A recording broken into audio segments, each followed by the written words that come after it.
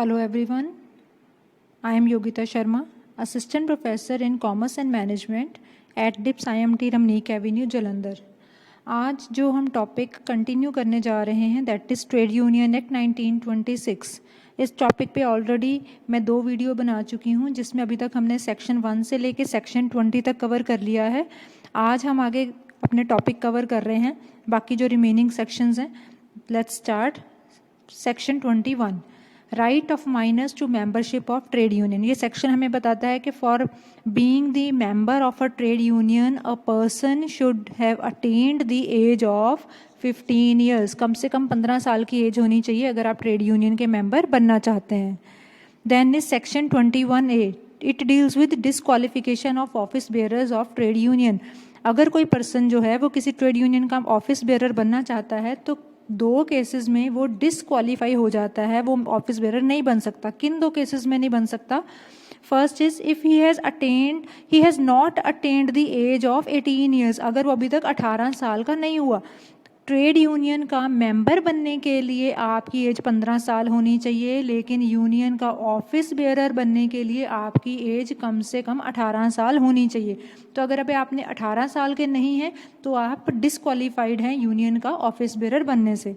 और second is convicted and sentenced unless a period of 5 years has been elapsed since his release. अगर किसी person को already किसी case में jail हुई है, इम्प्रिजनमेंट हुई है, तो उसको जेल से रिलीज़ हुए, रिहा हुए कम से कम 5 साल बीत गए होने चाहिए। 5 साल निकल आने के बाद ही आप एलिजिबल हैं कि आप ट्रेड यूनियन के ऑफिस बेयरर जो हैं वो बन सकते हैं। लेकिन अगर आपको सज़ा काटे हुए अभी तक 5 साल नहीं हुए, 2, 3 या 4, 4.5 साल हुए, तो जब तक 5 साल पूरे नहीं होते तब तक आप एलिजिबल नहीं हैं ट्रेड यूनियन का ऑफिस बेयरर बनने के लिए। Next is section 22, proportion of office bearers to be connected with the industry. ये सेक्शन हमें बताता है कि किसी भी इंडस्ट्री में ऑफिस बेयरर बनने के लिए कम से कम कितने जो मेंबर्स हैं वो कनेक्टेड विद द इंडस्ट्री होने चाहिए। फॉर अनऑर्गेनाइज सेक्टर कम से कम 50%, यानी कि एक अनऑर्गेनाइज सेक्टर में जो इंडस्ट्री है उसके जो टोटल ऑफिस बेयरर्स होंगे उन टोटल ऑफिस बेयरर में से कम 50% ऐसे होने चाहिए which are at present connected with the industry. बाकी जो हैं वो आउटसाइडर्स हो सकते हैं। And in all other cases 1/3 maximum और 5 whichever is less।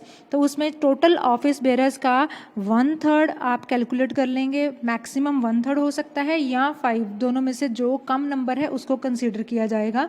इतने आपके होने चाहिए at present connected with industry, बाकी जो हैं वो आउटसाइडर्स हो सकते हैं। Then section 23 is change of name. Any registered trade union may with the consent of not less than 2/3 of the total members can change its name। कोई भी registered trade union अगर अपना नाम चेंज करना चाहती है तो नाम चेंज करने से पहले आपको आपके टोटल मेंबर्स में से कम 2/3 मेंबर्स जो हैं वो उनकी कंसेंट लेनी होगी। अगर 2/3 मेंबर्स मान रहे हैं नाम चेंज करने के लिए तभी नाम चेंज हो सकता है। अगर 2/3 से कम जो हैं वो इस फेवर में है कि नाम चेंज किया जाए तो आप नाम चेंज नहीं कर सकते ट्रेड यूनियन का। Next section is section 24, it deals with amalgamation of trade union. ये सेक्शन हमें बताता है कि अगर 2 या 2 से ज़्यादा ट्रेड यूनियंस आपस में अमलगामेट हो रही हैं तो क्या प्रोसीजर है। At least 50% of the members are voting from each trade union. एक तो हमने सबसे पहले ये ध्यान रखना है कि जितनी भी ट्रेड यूनियंस आपस में अमलगामेट हो रही हैं हर एक ट्रेड यूनियन के कम से कम 50% मेंबर्स जो हैं वो इस अमलगामेशन के फेवर में वोट करते होने चाहिए। And second is out of those voting members 60% of the votes are in favor of the proposal। और जितने लोगों ने वोट किया है उन वोट्स का 60% इसके फेवर में होना चाहिए। दैट मीन्स सपोज कि अगर किसी इस तरह के प्रपोजल के लिए टोटल हम 1000 वर्कर्स को कंसीडर कर रहे हैं तो उन 1000 में से कम 50% का वोट करना ज़रूरी है।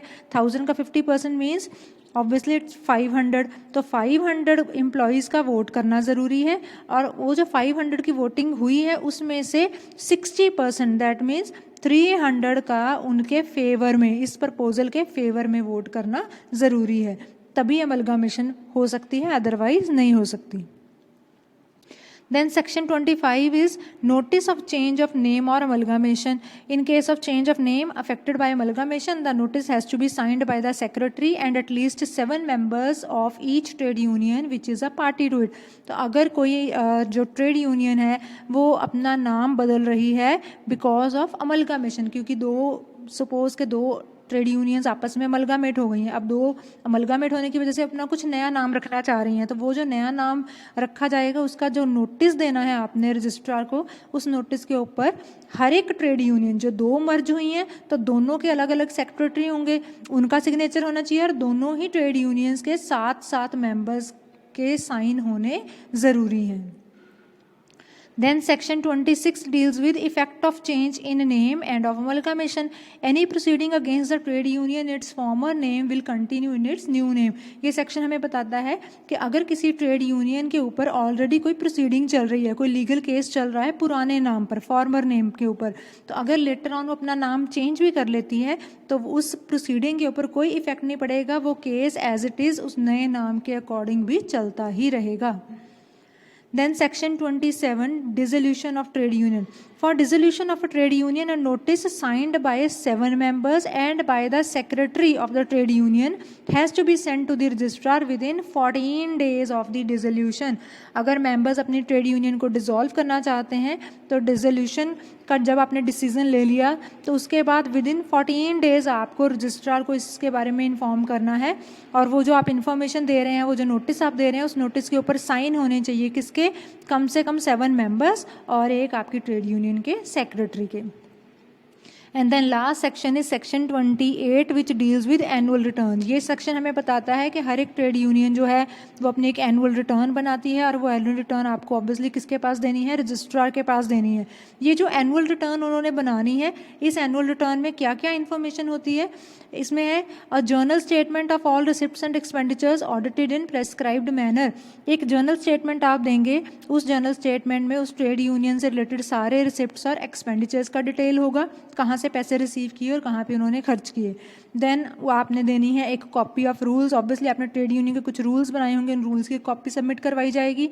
Then statement of assets and liabilities, आपने ट्रेड यूनियन की सारी एसेट्स और लायबिलिटीज़ की एक स्टेटमेंट देनी है. Then is alter document within 15 days of such alteration. एक तो जब भी आप कोई अपना डॉक्यूमेंट ट्रेड यूनियन का लेटर ऑन ऑल्टर करेंगे, उसमें कुछ चेंजेस करेंगे, तो जिस दिन चेंजेस की उसके बाद विद इन 15 डेज तो आपने उसको रजिस्ट्रार को देना ही देना है. एज वेल एज जब आप अपनी एनुअल रिटर्न फाइल करेंगे उसमें भी उस ऑल्टर डॉक्यूमेंट के बारे में इन्फॉर्म करेंगे, उसकी भी एक कॉपी सबमिट करवाएंगे. देन हाँ, एक है इंस्पेक्टर. एक जो इंस्पेक्टर होता है उसका काम क्या है, he can order to the trade union. अब किस चीज़ का ऑर्डर देना है, जो इंस्पेक्टर है उसका काम क्या है, बुक्स ऑफ अकाउंट्स को चेक करना, इंस्पेक्शन करना.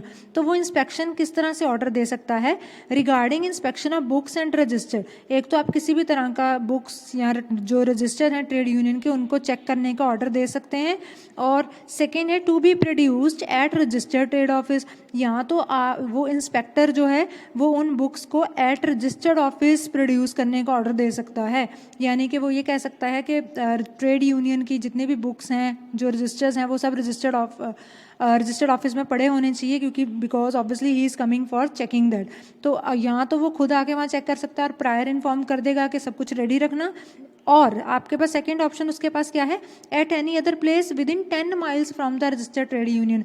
अगर वो चाहे तो ज़रूरी नहीं है कि वो ट्रेड यूनियन के रजिस्टर्ड ऑफिस में ही जाए, वो कहीं और पे भी आपसे ये बुक्स ऑफ अकाउंट्स जो है वो मंगवा सकता है. लेकिन कंडीशन ये है कि वो जिस भी अदर प्लेस पे ये बुक्स मंगवाएगा वो जगह जो है वो आपके मेन रजिस्टर्ड ट्रेड यूनियन का जो ऑफिस है वहाँ से 10 मील के दायरे में ही होनी चाहिए. इससे ज़्यादा दूर आप किसी और प्लेस पे नहीं मंगवा सकते. तो अगर इंस्पेक्टर को इस तरह का ऑर्डर देता है, जो जगह जहाँ पे वो मंगवा रहा है आपसे बुक्स, वो रजिस्टर्ड ऑफिस से मान लो 15 मील दूर है या 20 मील दूर है, तो उस केस में ऑब्वियसली जो ट्रेड यूनियन है वो सीधा सीधा उसको मना कर सकती है कि हम नहीं लेके आएंगे. लेकिन अगर वो जगह 10 मील के दायरे के अंदर अंदर आती है तो आपको वहाँ पे अपने बुक्स जो हैं वो प्रेजेंट करनी पड़ेंगी. So this was all about trade union act 1926. बेटा इस वीडियो के साथ ही हमारा ये एक्ट जो है कंप्लीट हो गया है. Thank you so much.